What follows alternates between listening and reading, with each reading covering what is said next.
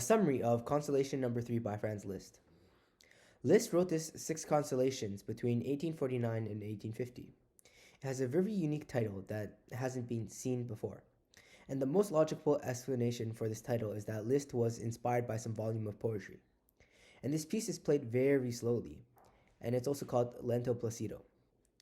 The pianist is challenged to sustain a singing line without losing a thread of connection from note to note, phrase to phrase, harmony to harmony.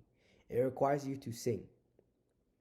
Based on Liszt's sadness for Chopin's death, he has wrote this piece, and perhaps it's a recognition for their friendship. This is due to the fact that the melody is very close to Chopin's Nocturne Opera 27 No. 2.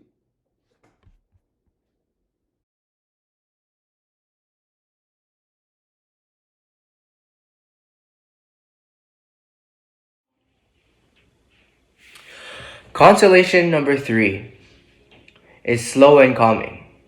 It is also known as Lento Placido, as written in the top left corner of the book. It reminds me of being in a dream, far, far away. Let's talk about the first phrase. We are encountered with the dynamics PPP, also known as sempre legatissimo, which means we have to play very softly.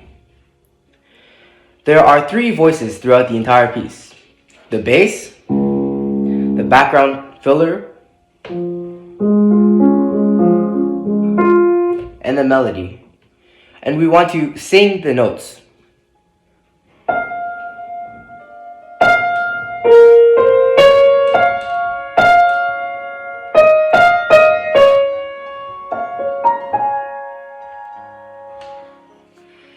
And for the bass, we want to maintain it through the entire bar. Here's how it sounds like.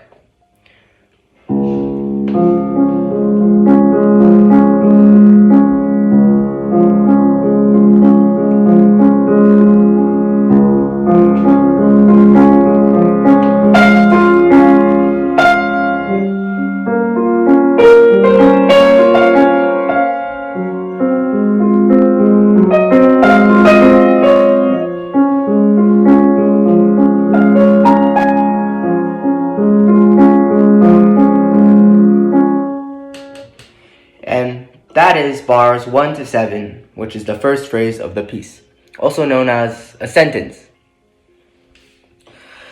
Let's talk about the next phrase, bars 7 to 11. The melody is very similar, but there's a slight change in bars 9, and the bass changes from D flat to an F. And this means that the emotion changes just like in a dream, and it feels like something is happening. This makes it very interesting. Let's see what it sounds like.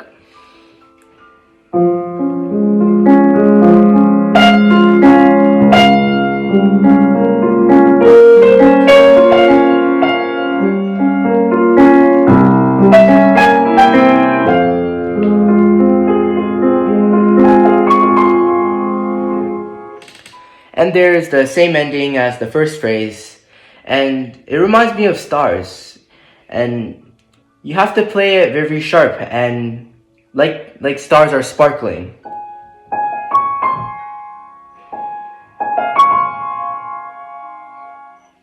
And here is the F key.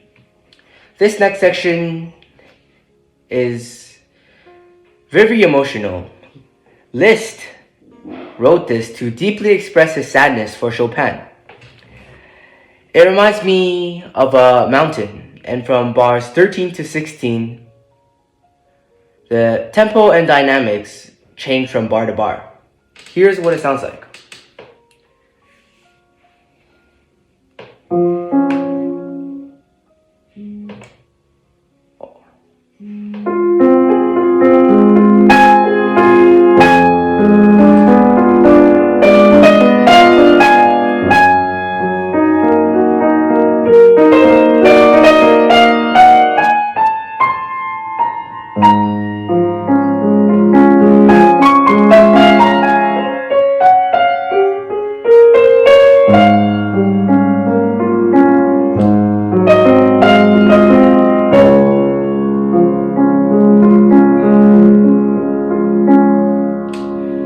And so that is the transition from the key F to back to D flat.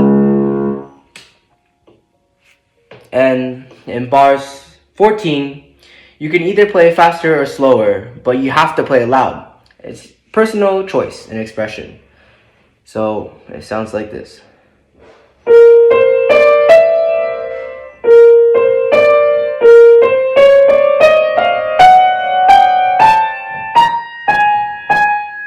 Ugh.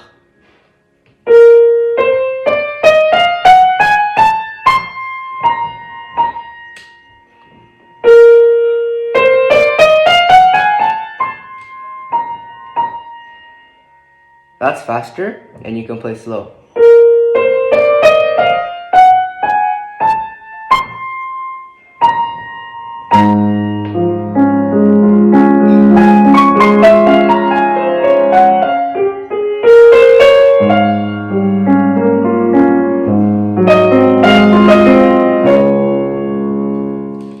Now, from bars 18 to 26, the melody of the right hand is exactly the same.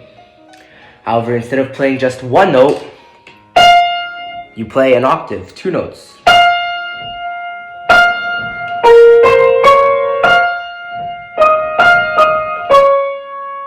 And for the ending of the phrase, it is 2 octaves. So instead of doing, we play. And from personal experience, I had challenges with this particular ending because of the tempo and timing. So I slowed down and I used the metronome and I counted the beats. So if we slow down, we do 1, 2, 3, 4, 5, 6, 7, 8. 1, 2.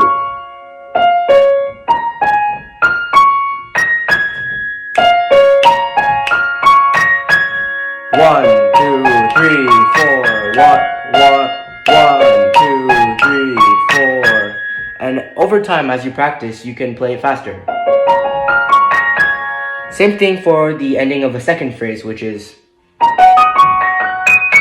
And if you slow down, 1, 2, 3, 4. And this is the analysis for the first 2 pages of Consolation No.3. Let's talk about the second page. It is very interesting because it has lots of expressions and emotions. And it goes back to the key of F, which makes the emotions change, just like a dream. So, page 2 is start of a climax of the dream. On bars 31 to 34 and 38 to 43, the melody reminds me of a butterfly. Like so.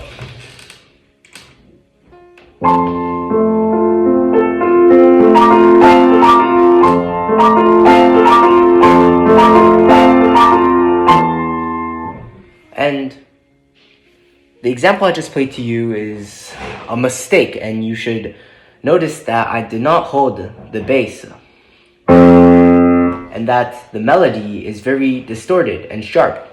And so by experience, I have to hold the notes a little bit to just pull it back so it sounds a lot smoother.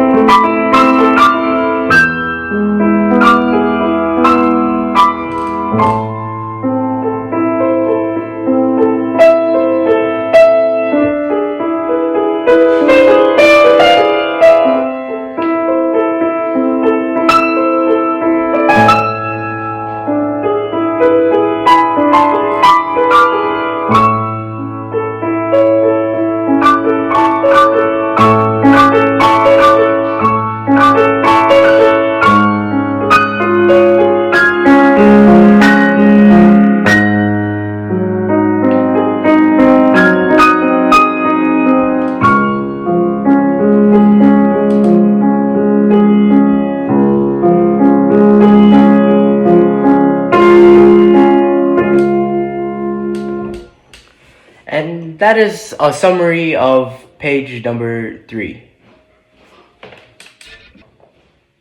And so, the very last page, let's jump into the transition.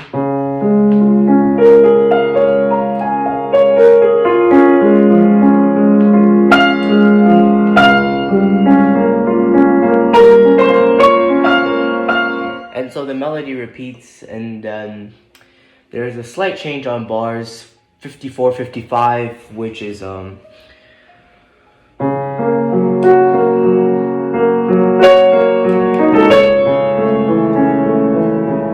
about to wake up. Waking up.